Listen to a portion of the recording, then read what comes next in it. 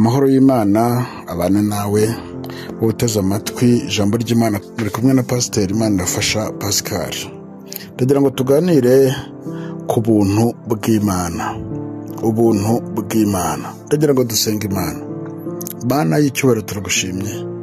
Ni wowe utugira neza uko bwije n'uko bukeye, kandi ukuboko kwawe kukabana natwe. Tugushimiye uburinzi bwawe bwabaye kuri twe kugeza kuri iyi saha. Turacyashima izina ryawe. Ni ukuri Uwiteka Mana Nyiringabo, reka ijambo ryawe tujye kuganira, umuntu wese amenye icyo umushakaho, kandi ubwiza bwawe bukomeze kutugota, neza ikomeze kubana natwe. Tubisabye Imana mu izina ry'umucunguzi wacu Yesu Kristo, amen. Bene data, ndagira ngo tuganire kuri iri jambo ryitwa ubuntu. Ese ubuntu ni iki? Narebye mu ndimi z'amahanga nsanga mu Gifaransa ubuntu babwita grâce. Ubuntu ni urukundo tutari dukwiye.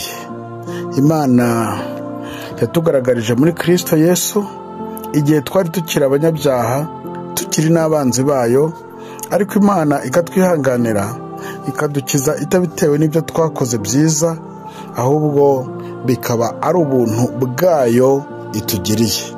Ubuntu rero ni ikintu cy'ingenzi kandi gikomeye tuzaganiraho muri iri jambo ry'Imana. Mu Baheburayo ibice 4:16 nutse ngo nuko twegere intebe y'ubuntu tudatinya, kugira ngo tubabarirwe tubone ubuntu bwo kudutabara mu gihe gikwiriye.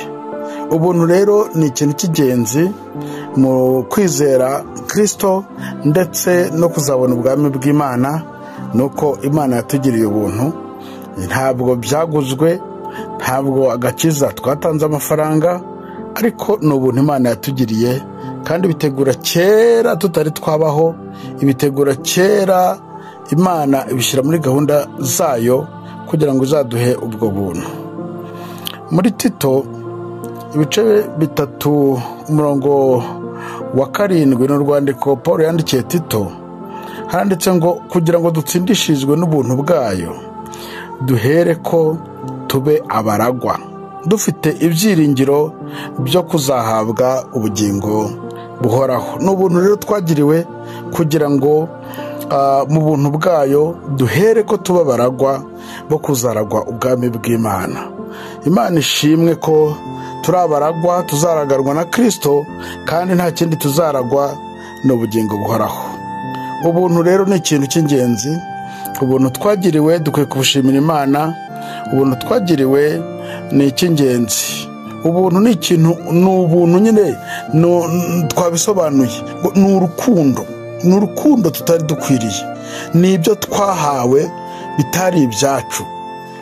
Mu by'ukuri twagira ubuntu bukomeye cyane, kuko Imana yadutoranyije kandi ikabitekereza kera tutari twabaho, hanyuma biciye muri Kristo Imana ikatugira ubuntu butangaje. Paulo avuga ko umuntu wese muri twe yahawe ubu buntu nk'uko urugero rw'impano ya Kristo ruri.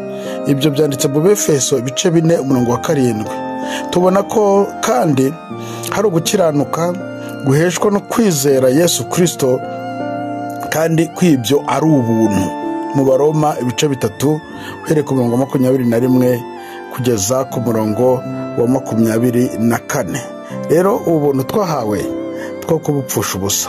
Ubuntu twahawe tubufate neza, kandi dukomeze kugira ibyiringiro muri Kristo Yesu, kugira ngo turusheho gukora imirimo myiza yose yo gukiranuka, kuko twagira ubuntu butangaje. Paulo avuga ko umuntu wese muri twe yahawe ubwo buntu, kandi ni rwo rugero rw'impano ya Kristo, niko ruri nk'uko nyine mu Befeso habivuga. Imana igufashe kuri uyu mugoroba kugira ngo iri jambo umwuka w'Imana ari gusobanurire, umenye ko ubu buntu twagiriwe tudakwiye kubupfusha ubusa, ahubwo dukwiye gusenga Imana no kubana n'Imana no kuyizera, kugira ngo tugume muri ubu buntu bwayo.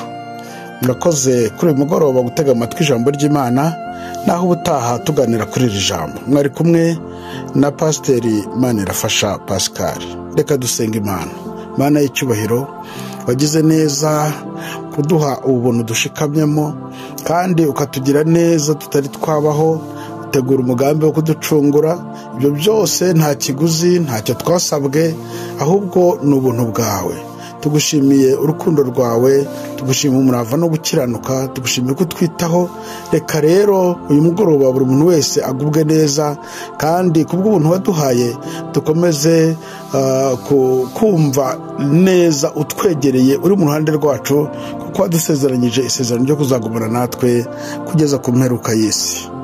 Urakoze Mana y'icyubahiro kubyumvise, komeza kubana natwe muri byose, tubisabye Imana mu izina rya Yesu Kristo umwami wacu, amen. Murakoze cyane, Imana iguhe umugisha. Nkwifurije ijoro ryiza no kugubwa neza mu mwami wacu Yesu Kristo. Imana iguhe umugisha.